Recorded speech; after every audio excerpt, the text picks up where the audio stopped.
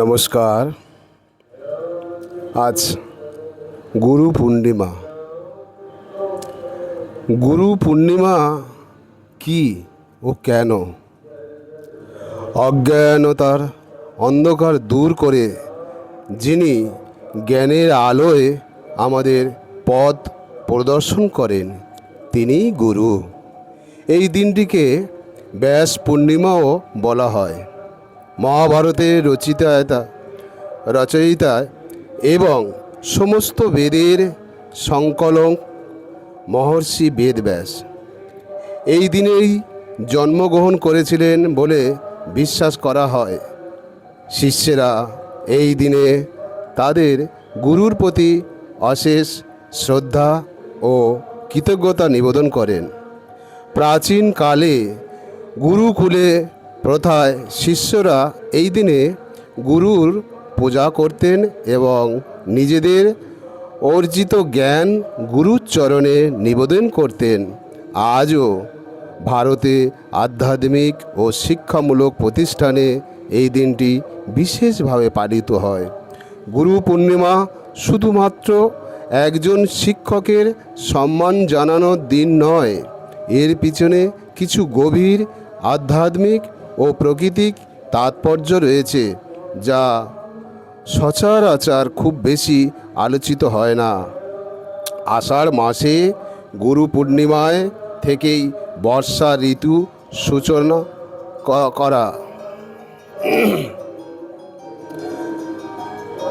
সূচনা করা হয়। কৃষি নির্ভর সমাজে বর্ষা মানে নতুন প্রাণের সঞ্চার। আধ্যাত্মিকভাবে ও একজন গুরুর সান্নিধ্য শিষ্যের জীবনে শুষ্কতায় বর্ষার মতো নতুন প্রাণের ও জ্ঞানের সঞ্চার করে। এই দিনটি তাই একাধারে আধ্যাত্মিক ও প্রকৃতির পুনর্জন্মের প্রতীক। প্রচলিত বিশ্বাস অনুযায়ী এই দিনটিতে চন্দ্রের অবস্থান এবং মহাজাগতিক রশ্মির বিনাশ এমন হয় যে মানব মস্তিষ্কের গ্রহণ ক্ষমতা অনেক গুণ বৃদ্ধি পায়। অর্থাৎ এই দিনটি ধ্যান বা সাধনার জন্য বছরের শ্রেষ্ঠ দিনগুলির একটি দিন। পুরাণের মতে বেদব্যাস ছিলেন ভগবান বিষ্ণুর একটি অংশ অবতার। তিনি কেবল শাস্ত্র লেখেননি, তিনি প্রাচীন জ্ঞানকে বিনষ্ট করেছিলেন যাতে তা সাধারণ মানুষের বোধগম্য হয়। গুরু পূর্ণিমা এই অখণ্ড জ্ঞানের ধারায় সাথে সংযুক্ত হওয়ার একটি দিন। সাধু সন্ত ও সন্ন্যাসীদের জন্য এই দিনটি অত্যন্ত গুরুত্বপূর্ণ, কারণ এই দিন থেকেই শুরু হয় চাতুর্মাস্য, বর্ষার 4 মাস। এই সময় সন্ন্যাসীরা এক স্থানে অবস্থান করে তপস্যা ও স্বাধ্যায় করেন। এটি তাদের আধ্যাত্মিক পুনর্গঠনের সময়। প্রাচীনকালে গুরুরা এই দিনে শিষ্যদের কোনো বিশেষ কাজ বা পরীক্ষা দিতেন। শিষ্যের ধৈর্য, একাগ্রতা ও গুরুভক্তি যাচাই করার জন্য এটি ছিল এক বিশেষ সুযোগ। অনেক ক্ষেত্রে গুরুর নীরবতাই ছিল এই দিনে শিষ্যের জন্য সবচেয়ে বড় শিক্ষা। গুরু পূর্ণিমা আসলে বাইরে থেকে জ্ঞান সংগ্রহের দিন নয়, বরং নিজের ভিতরে যে সুপ্ত জ্ঞান বা অন্তর্যামী গুরু বিরাজ করছেন তাকে জাগিয়ে তোলার এবং বাইরে গুরুর প্রতি কৃতজ্ঞতা প্রকাশের একটি মিলনস্থল। এইখানে আমরা একটু অন্যভাবে একটু কথা বলছি যে আমরা গুরু কেন করব গুরু পূর্ণিমাতে? কারণ গুরু আমাদের স্বরূপকে দেখিয়ে দেয়। ভগবান শ্রী রামকৃষ্ণদেব বলছেন যে মনুষ্য জন্ম দুর্লভ জন্ম, ভগবান লাভের উদ্দেশ্য মনুষ্য জন্ম। তা আমরা ভগবান লাভ করতে গেলে আমাদের গুরুর প্রয়োজন হয়, কারণ গুরু আমাদের স্বরূপকে দেখিয়ে দেয় যে আমাদের যে ভিতরের দেবত্ব আছে সেই দেবত্বকে জাগিয়ে তোলা, এটা গুরুর কাজ। যে শক্তি দেয়, মন্ত্র দেয়, সেটাই সেই মন্ত্রের দ্বারায় ঈশ্বর লাভ হয়, নিজে মনুষ্যত্বে দেবত্ব হয়ে যায়।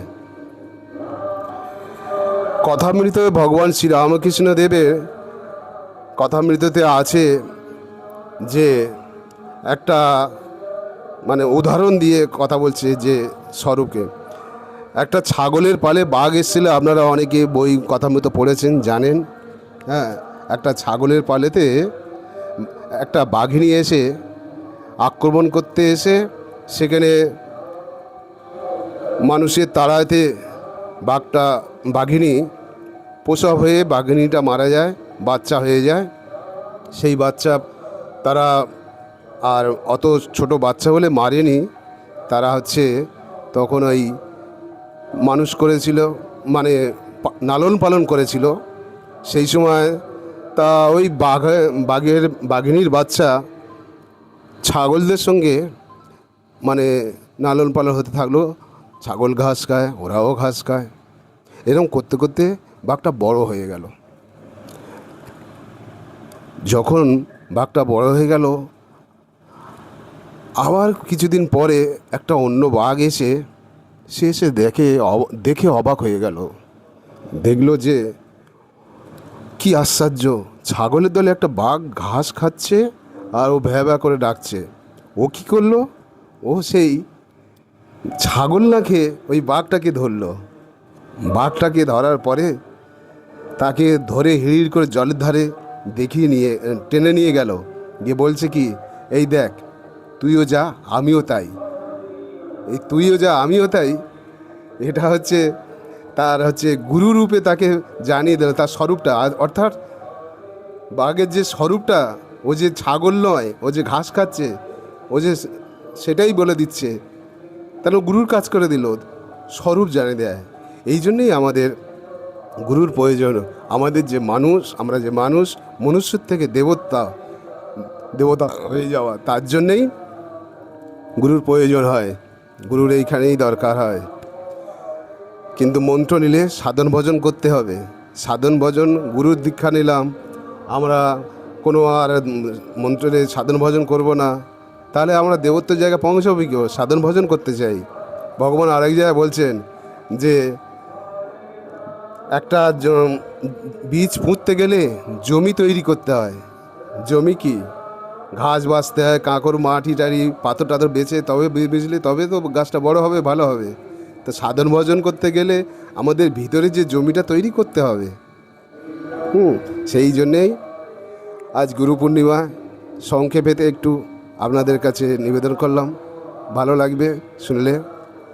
ভালো থাকবেন, সুস্থ থাকবেন, সকলের জন্য মঙ্গল প্রার্থনা করছি। সবাই ভালো থাকুন, সুস্থ থাকুন।